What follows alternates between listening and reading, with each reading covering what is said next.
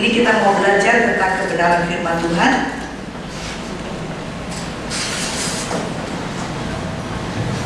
Kita mau belajar kebenaran firman Tuhan dari Lukas 8, ya.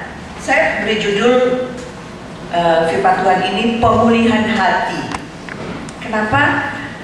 Karena kalau hati kita kotor, hati kita susah, hati kita marah, hati kita pahit, kita tidak akan bisa menerima kebenaran firman Tuhan. Jadi hari ini kita mau belajar, biarlah setiap hati kita dipulihkan Tuhan. Setiap hati kita bisa mendengarkan kebenaran firman, bukan cuma mendengar, tapi masuk ke dalam hati kita dan kita lakukan apa yang Tuhan mau dalam hidup kita. Amin. Lukas 8 ayat 4-10. Saya bagi dua bagian, ya. Yang pertama ayat 8-10 dulu, baru ayat berikutnya. Lukas 8 ayat 4-10. Kita akan baca bersama-sama perumpamaan tentang seorang penabur. Kita mungkin sering mendengarkan perumpamaan ini, tapi hari ini kita mau belajar apa yang Tuhan mau. Dan hati kita itu sebenarnya tanah yang suburkah, tanah yang masih berbatu, atau tanah yang ada semak durinya. Kita mau belajar di sini, dan kita semua mau sampai akhirnya hati kita menjadi tanah yang subur. Amin. Sehingga apa yang keluar dari mulut kita adalah semua kebaikan Tuhan, semua perkataan Allah. Amin. Kita baca mulai ayat 4 dalam nama Tuhan Yesus. Ketika orang banyak berbondong-bondong datang, yaitu orang-orang dari kota ke kota menggabungkan diri pada Yesus, berkatalah ia dalam suatu perumpamaan. Ada seorang penabur keluar untuk menaburkan benihnya. Pada waktu ia menabur sebagian benih, itu jatuh di pinggir jalan, lalu diinjak orang, dan burung-burung di udara memakannya sampai habis. Sebagian jatuh di tanah yang berbatu-batu, dan setelah tumbuh ia menjadi kering karena tidak mendapat air.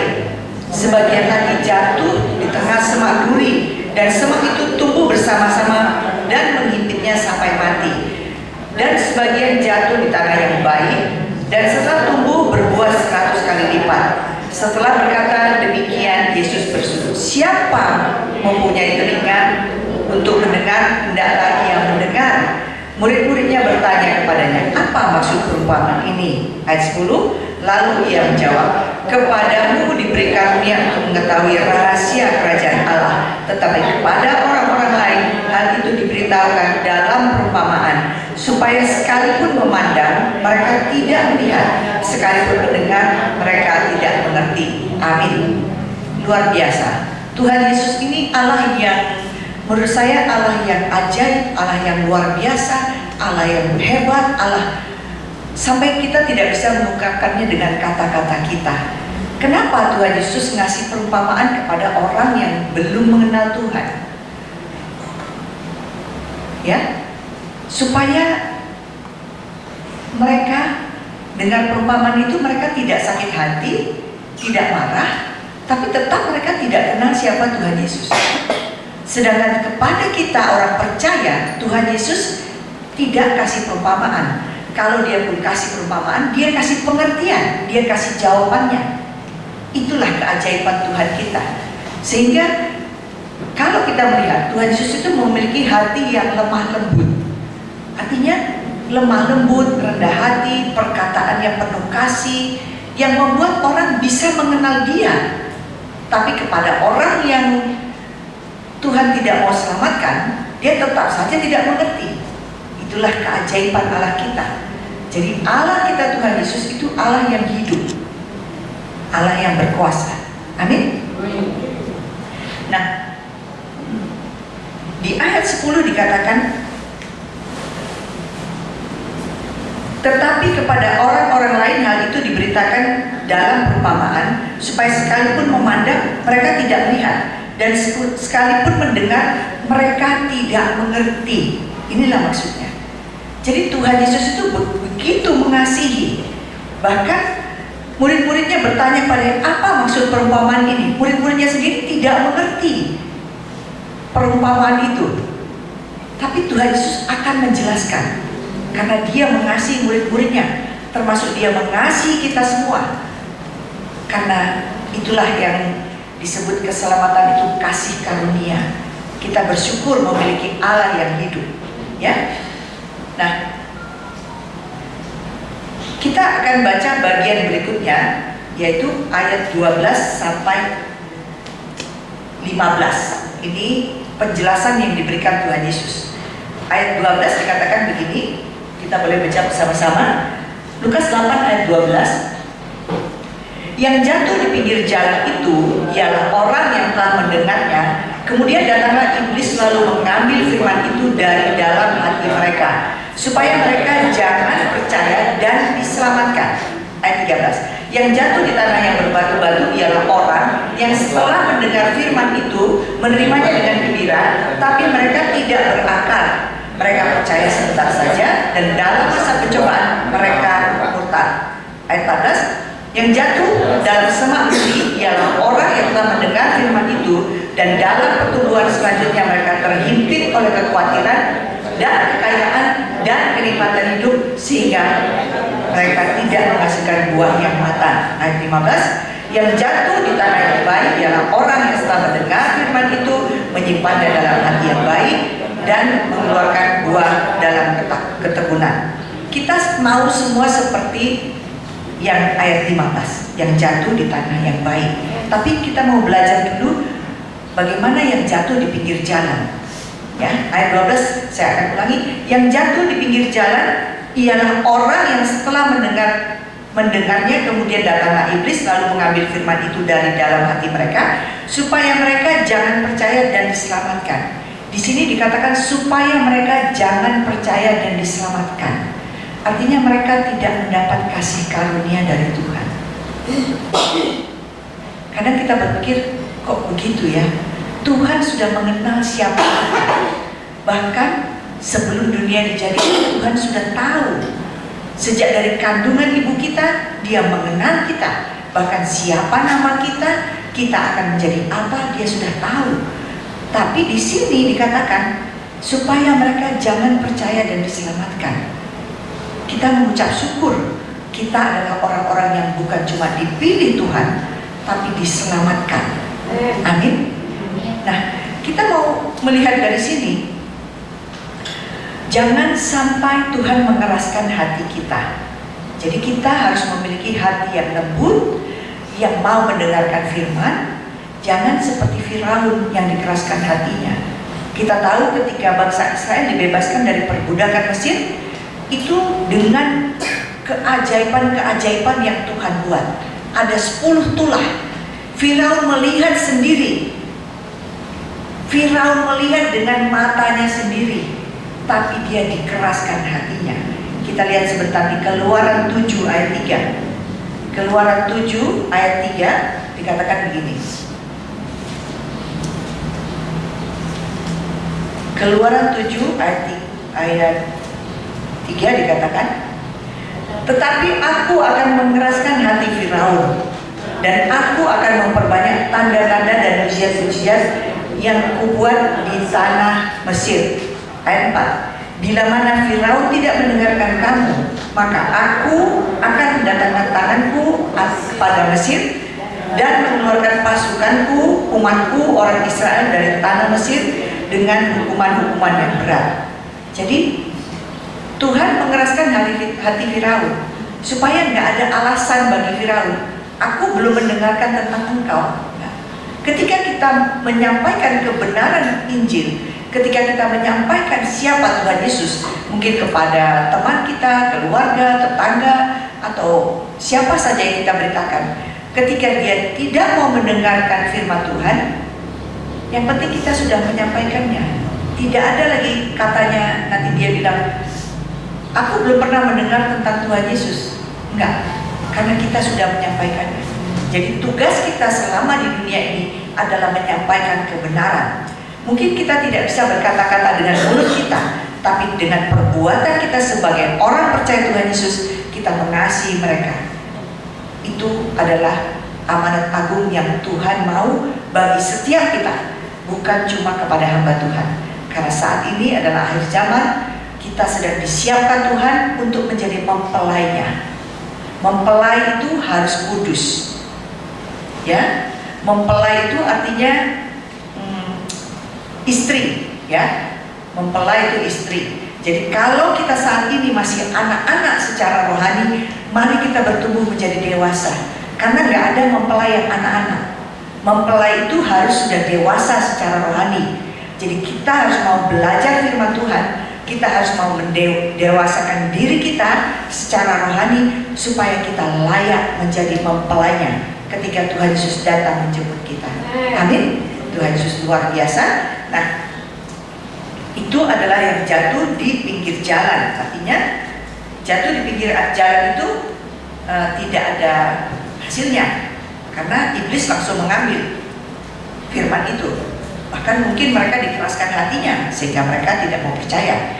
Kemudian ayat ke-13, yang jatuh di tanah yang berbatu-batu ialah orang yang setelah mendengar firman itu menerimanya dengan gembira, tetapi mereka itu tidak berakar. Mereka percaya sebentar saja, dan dalam masa pencobaan mereka murtad. Kebanyakan dari kita, tapi saya tidak bilang di tempat ini ya, kebanyakan dari orang Kristen setelah pulang dari gereja itu bersuka cita. Wah, firmannya itu bagus, itu firmannya menyentuh hati, oh firmannya hebat. Tapi ketika nanti di luar orang tanya, tadi firmannya apa? Sudah gak ingat, karena tidak disimpan di dalam hati, ya. Jadi kenapa hati kita harus hati yang subur, hati yang baik, supaya bisa menyimpan firman Tuhan di dalam hati kita. Amin. Makanya ketika orang Israel dibebaskan dari perbudakan Mesir, mereka mau masuk ke tanah Kanaan. Di dalam perjalanan mereka 40 tahun di padang gurun, Tuhan memberikan kepada mereka yang namanya hukum Taurat. Hukum Taurat ini diberikan karena mereka masih yang namanya bayi-bayi rohani. Mereka harus dibimbing supaya mereka tahu hukum Taurat itu panduannya. Jangan mencuri, jangan berzina, jangan membunuh, supaya mereka tahu kalau mereka melakukan kesalahan, kalau mereka melakukan dosa. Itu mereka harus hafal. Ya, jadi firman Tuhan itu harus mereka hafal di pikiran mereka, harus hafal di hati mereka juga, dan mereka harus melakukannya karena mereka masih bayi-bayi rohani. Mereka sedang diajar sama Tuhan. Ya, kita lihat sebentar di Ulangan 11 ayat 18 sampai 19. Ulangan 11. Ulangan 11 ayat 18 sampai 19 dikatakan begini. Tetapi kamu harus menaruh perkataanku ini dalam hatimu, dalam jiwamu. Kamu harus mengikatkannya sebagai tanda pada tanganmu, dan haruslah itu menjadi lambang di dahimu.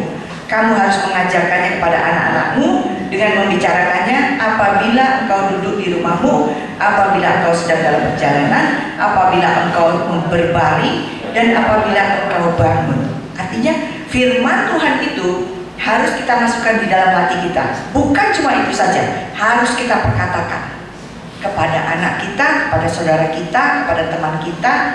Tapi bukan Ulangan 11 ayat 18 berkata demikian, bukan begitu ya.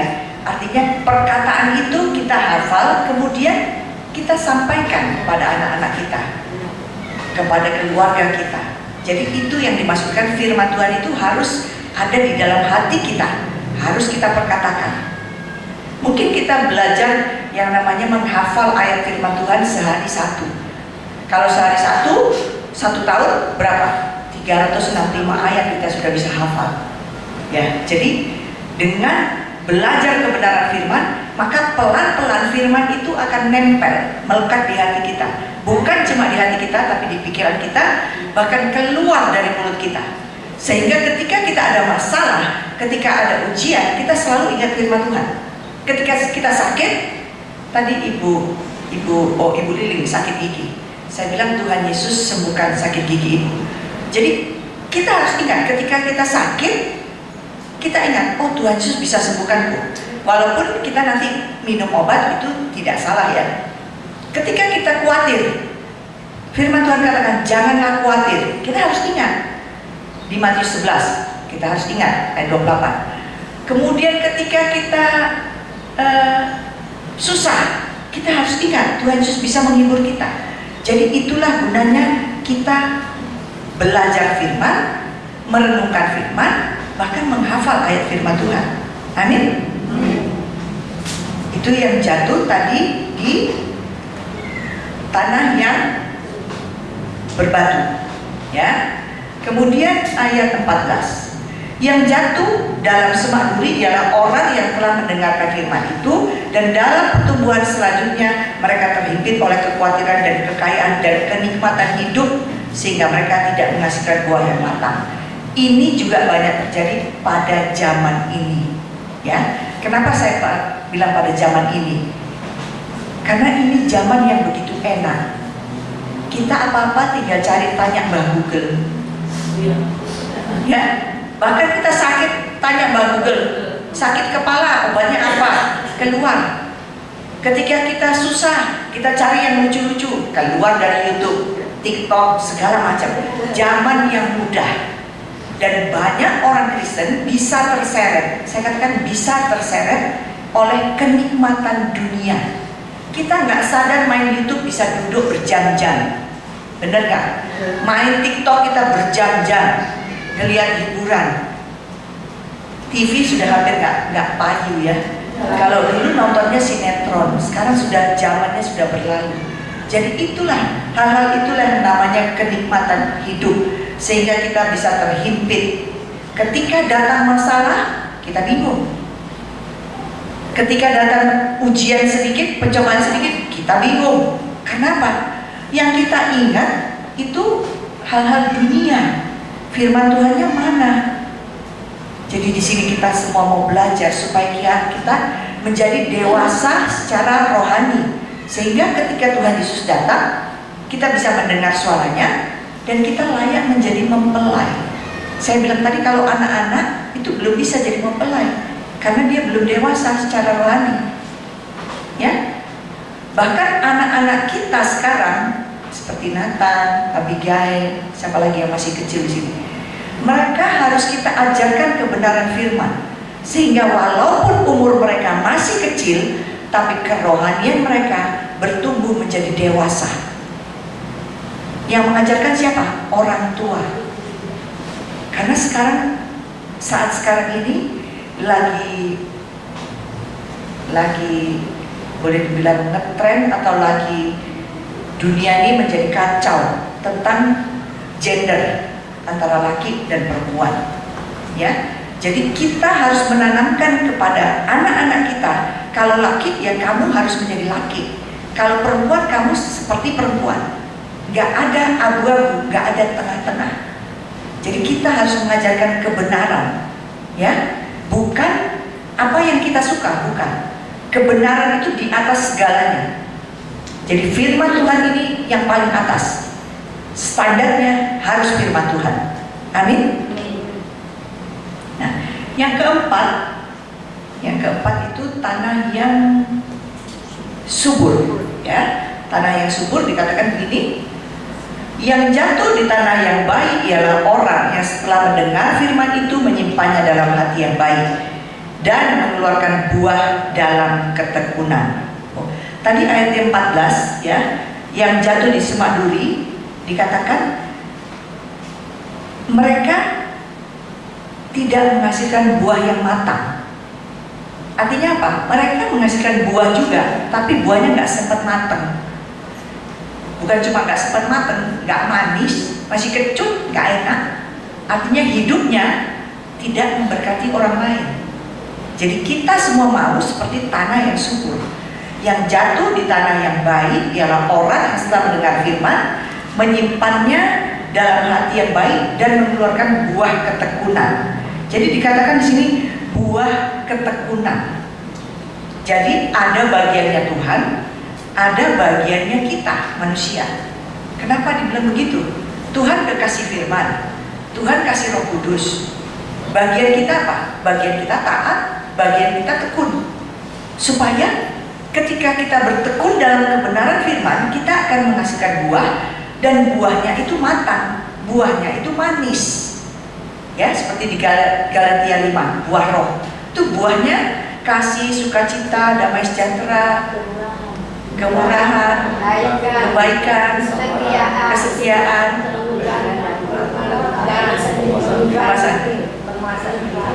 hampir semuanya hafal ya, oma-oma yang luar biasa. Tuhan Yesus dahsyat. Tepuk tangan buat oma-oma kita. Luar biasa. Jadi firman Tuhan itu harus kita renungkan, masukkan dalam hati, kita perkatakan supaya kita ingat. Ya. Nah, di sini dikatakan yang jatuh di tanah yang baik ialah orang yang setelah mendengarkan firman menyimpannya dalam hati yang baik dan mengeluarkan buah yang matang. Kenapa dikatakan menyimpannya dalam hati yang baik? Tolong gambar yang tadi, Daniel. Nah, ini kita lihat. Yang pertama ini yang jatuh di pinggir jalan, mukanya jelek ya. Yang kemudian yang jatuh di batu-batu. Kemudian yang jatuh di semak duri, ini yang jatuh di semak duri ini banyak mikir dia, ya, kebanyakan mendengar dunia, ya. Kemudian yang jatuh di tanah subur, yang jatuh di tanah subur kita lihat ya, hatinya bersukacita. Amin. Jadi kita semua mau seperti orang yang jatuh di firman Tuhan itu, jatuh di tanah yang subur. Kita mau hati kita, hati yang subur. Ya, dikatakan di sini hati yang baik. Hati yang baik itu gimana? Hati yang baik itu hati yang sudah dipulihkan.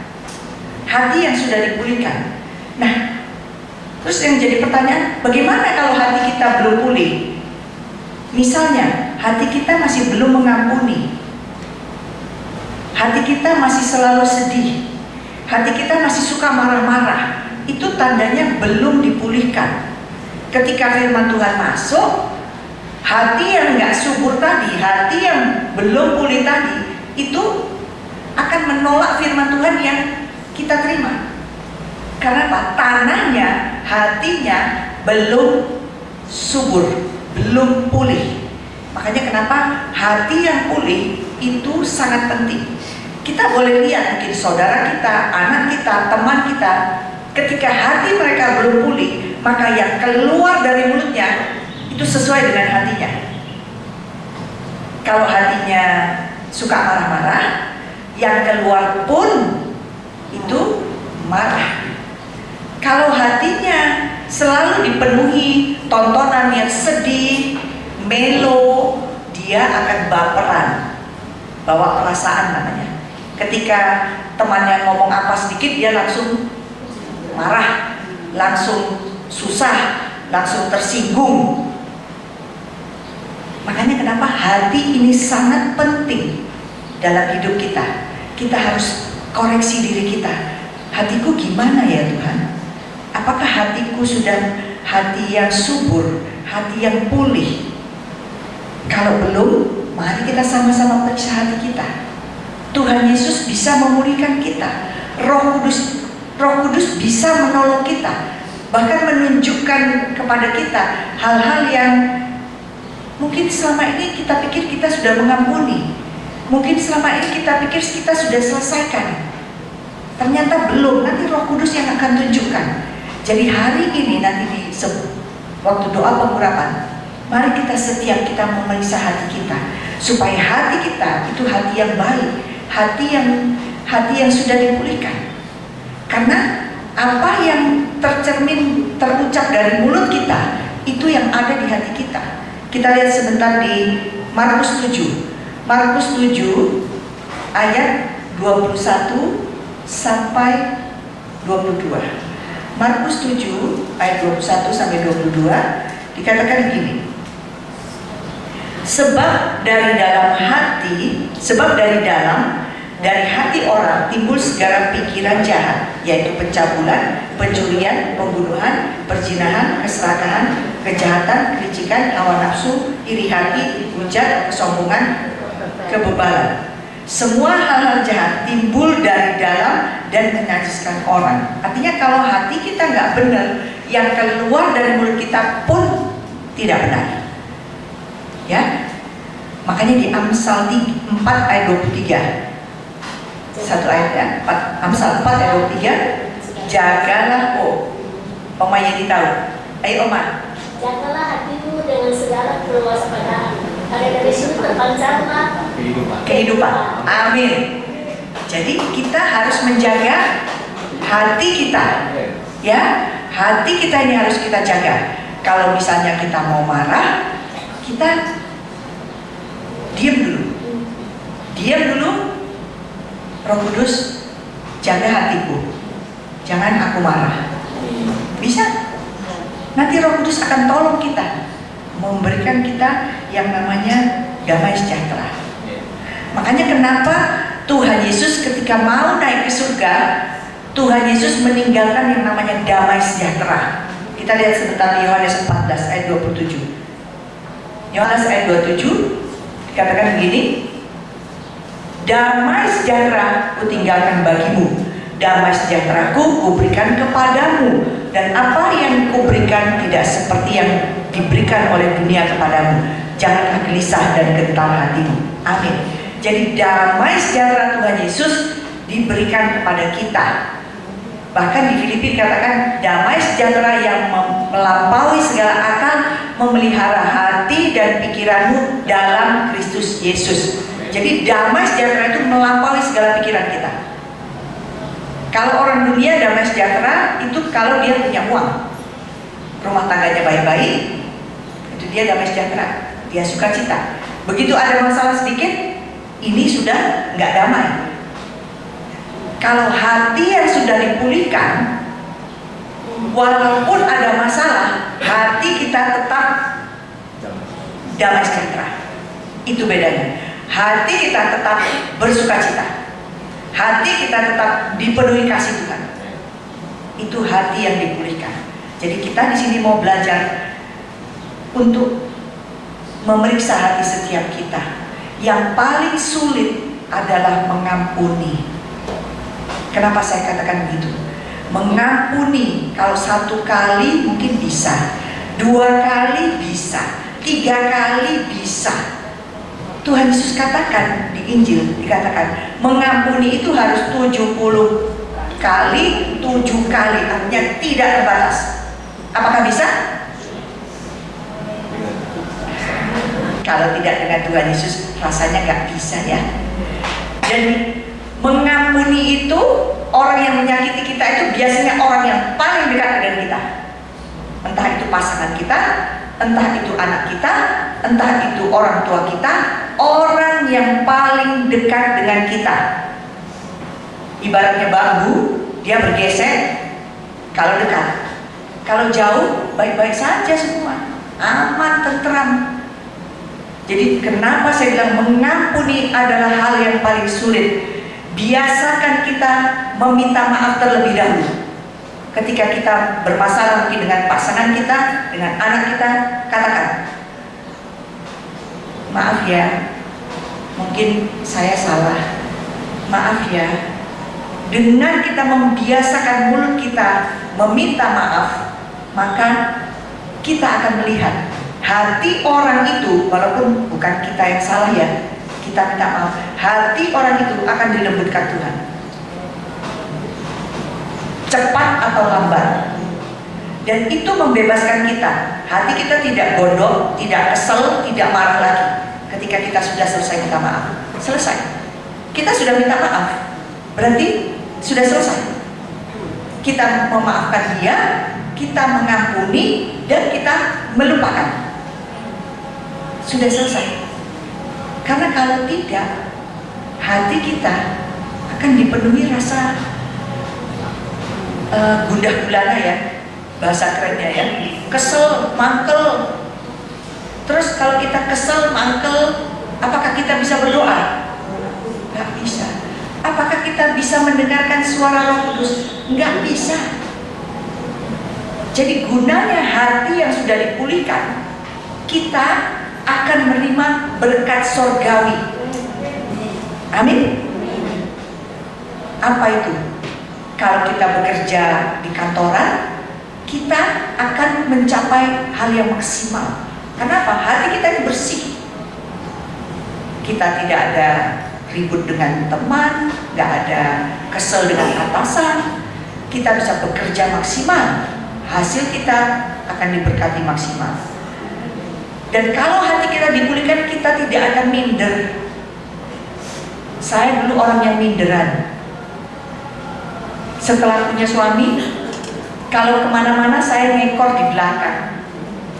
Gak mau saya jalan di samping, apalagi di luar. Gak mau lihat orang aja saya minder. Tapi ternyata kalau hati kita belum bersih, untuk ketemu orang pun kita takut, malu, minder, merasa paling elek sendiri, merasa paling susah sendiri.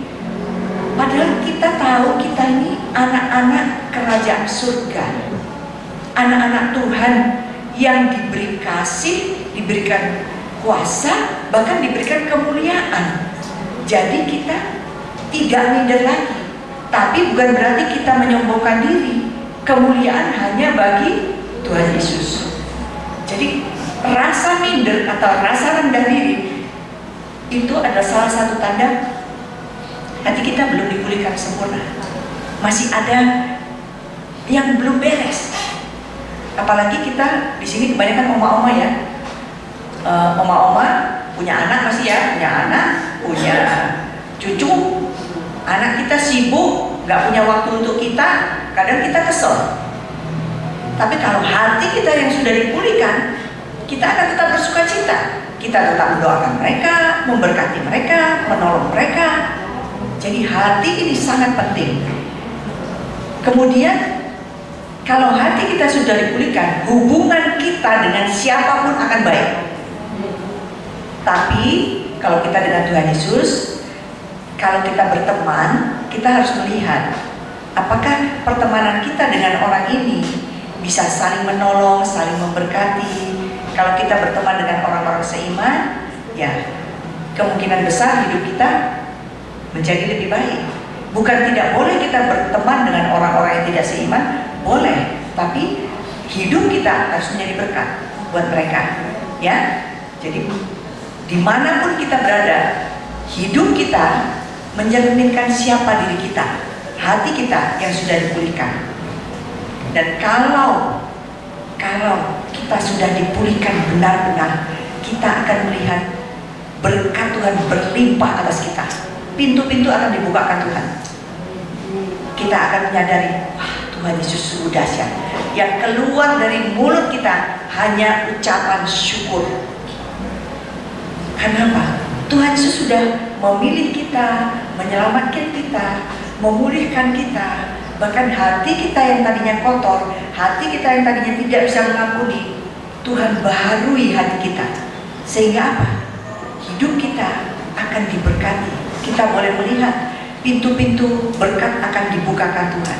Kita akan melihat kalau yang anak-anak muda mungkin ingin pekerjaan atau apa, semua pintu-pintu akan kita melihat akan dibukakan Tuhan. Tapi kita harus tanya, yang mana pintu buatku Tuhan? Tidak semua pintu yang dibuka untuk kita, tapi kita melihat pintu-pintu dibukakan Tuhan, dan kita harus memilih menurut yang Roh Kudus mau. Kita akan melihat hidup kita akan sangat diberkati. Jadi hati yang dipulihkan itu sangat penting. Jadi sekali lagi kita mau belajar mengikut Tuhan Yesus. Kita belajar memiliki hati seperti Tuhan Yesus, hati yang mengasihi, hati yang lemah lembut untuk mendengarkan firman, rendah hati untuk kita boleh melayani sesama kita. Itulah yang Tuhan mau dalam hidup kita. Amin. Tuhan Yesus memberkati kita semua.